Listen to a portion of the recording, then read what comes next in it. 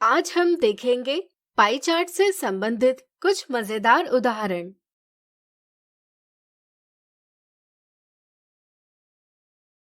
मोहित के गांव के पास एक चिड़ियाघर है। इस चिड़ियाघर में विभिन्न प्रकार के 720 पशु है, जिनकी संख्या का विवरण दर्शाए गए पाई चार्ट में प्रदर्शित किया गया है।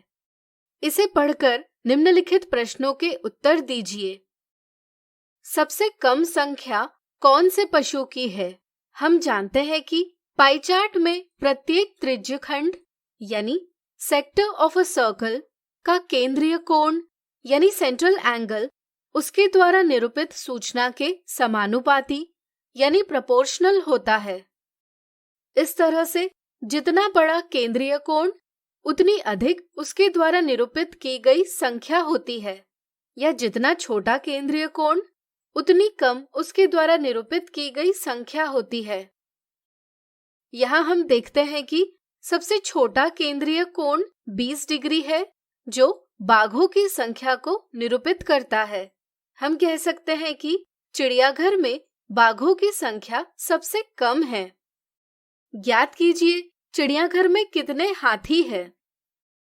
यहाँ 360 डिग्री के केंद्रीय कोण से कुल 720 पशुओं को निरूपित किया गया है।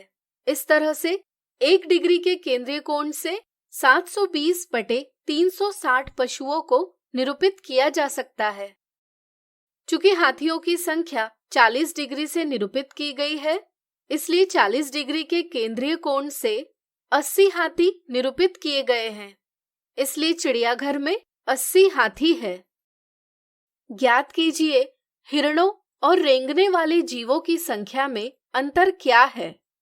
हम जानते हैं कि पाई चार्ट में प्रत्येक त्रिज्य खंड का केंद्रीय कोण उसके द्वारा निरूपित सूचना के समानुपाती होता है।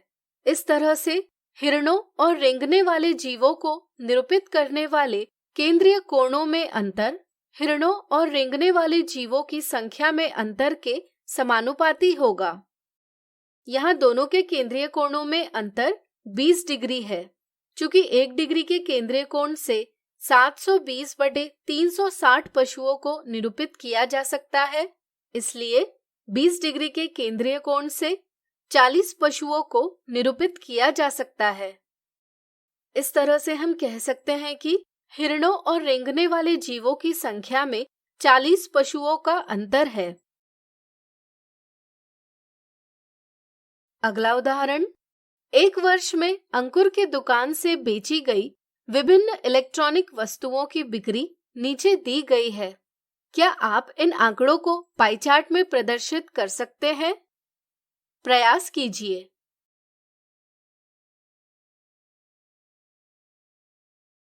हमें पाई चार्ट खींचने के लिए प्रत्येक वस्तु के बिक्री का केंद्रीय कोण ज्ञात करना होगा। केंद्रीय कोण ज्ञात करने के लिए पहले हम सभी बेची हुई वस्तुओं की संख्याओं का योग करेंगे। 288 इसे हम संपूर्ण मानेंगे, इसलिए पाई चार्ट में वृत्त के केंद्र पर 360 डिग्री का कोण संख्या 288 को निरूपित करेगा। अब चलिए प्रत्येक वस्तु की संख्या को निरूपित करने वाले केंद्रीय कोण ज्ञात करें। टीवी की संख्या संपूर्ण का 48 बटे 288 भाग है, यानी कि 1/6 भाग है। इसलिए इसे निरूपित करने वाला केंद्रीय कोण भी 360 डिग्री का 1/6 भाग होगा, यानी कि 60 डिग्री। तो बताइए फ्रिज की संख्या निरूपित करने के लिए केंद्रीय कोण क्या होगा? सोचिए सोचिए। बिल्कुल सही।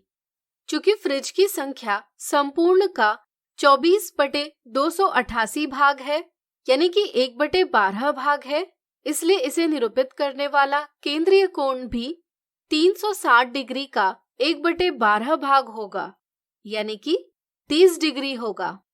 इसी तरह हम अन्य केंद्रीय कोण ज्ञात करते हैं और सारणी बनाते हैं। अब हम इन आंकड़ों को पाई चार्ट में दर्शाएंगे। इस प्रकार हमने पाई चार्ट खींच लिया है।